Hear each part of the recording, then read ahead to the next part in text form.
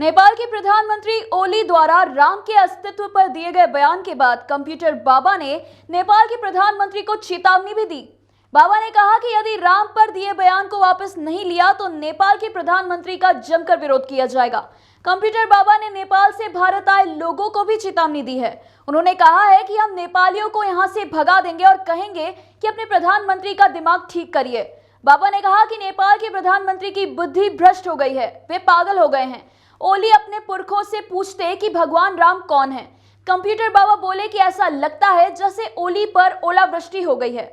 ये सुन करके तो हम लोग स्तब्ध रह गए कि नेपाल देश जो है भारत का विरोध करते करते और भगवान का विरोध करने लगे, भगवान राम का विरोध करने लगे। आखिर ओली की जो प्रधानमंत्री ओली हैं उनकी बुद्धि जो है क्या भ्रष्ट हो गई है।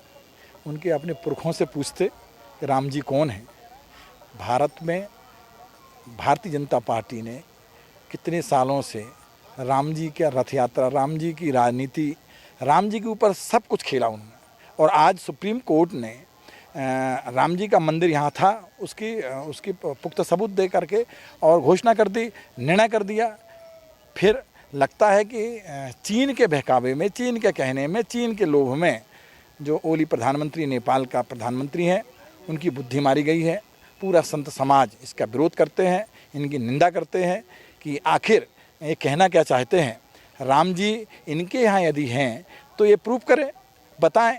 बिना सिर पैर की बात करते हैं। मुझे लगता है कि प्रधानमंत्री ओली जो नेपाल के हैं उनकी बुद्धि भ्रष्ट हो गई है, पागल हो गए हैं वो। और जिस ढंग की चर्चा कर रहे हैं हमारे हिंदू धर्म में, सनातन धर्म में जो आस्था है उसमें खिलवाड़ कर रहे हैं। बाबा, ऐसा नहीं लगता है कि प्रधानमंत्री नरेंद्र मोदी जिस तरह से हर मोर्चों पर विफल हो रहे हैं आमतौर पर देखा जाए, और जिस तरह से नेपाल के प्रधानमंत्री ने राम को लेकर जिस तरह से विवादित बयान दिया है, तो कहीं ये प्रधानमंत्री को डैमेज करने या प्रधानमंत्री जिस तरह से भारत कमजोर है इस तरह से कोई नज़ारा तो नहीं बन रहा? नहीं, मुझे लगता है कि माननीय प्रधानमंत्री मोदी जी को भी चाहिए इस पर टिप्पणी करना चाहिए। आडवाणी जी को टिप्पणी करना चाहिए क्योंकि आडवाणी जी ने तो रथ यात्रा निकाली थी राम जी की, उनको अब टिप्पणी करना चाहिए ना। क्योंकि हमारी स्थिति ये है कि हम भगवान के हम लोग आस्थावान हैं, भारत आस्थावान है, धर्म प्रेमी लोग हैं हम लोग।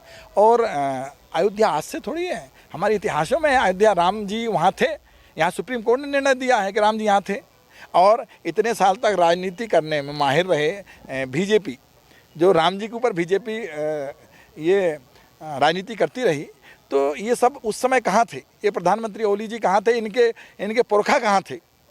तो लगता है कि ये बेहुदी बात कर रहे हैं, इनका दिमाग खराब हो गया है, ये पागल हो गए हैं। और नेपाल अब पूरी ये बात समझ में आ गई है कि नेपाल जो है चीन के कहने में, जो चीन कह रहा है वो नेपाल उसका अनुसरण कर रहा है। क्या विरोध करना चाहिए? पूरा संत समाज निंदा भी करते हैं, भर्त्सना करते हैं।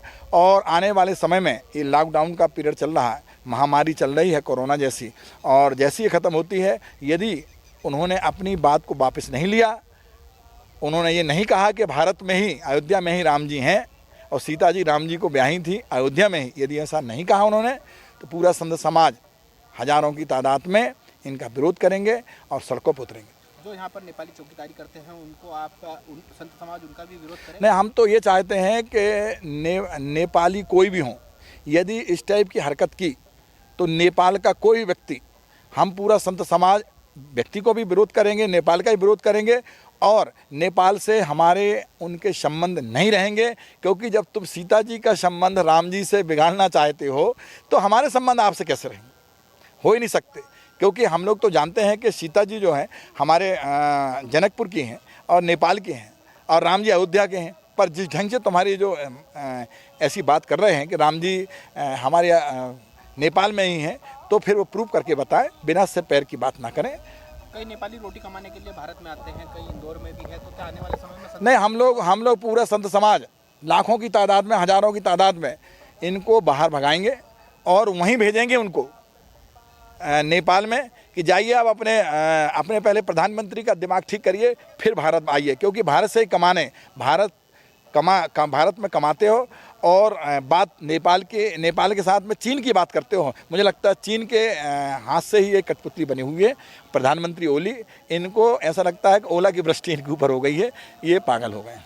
धन्यवाद।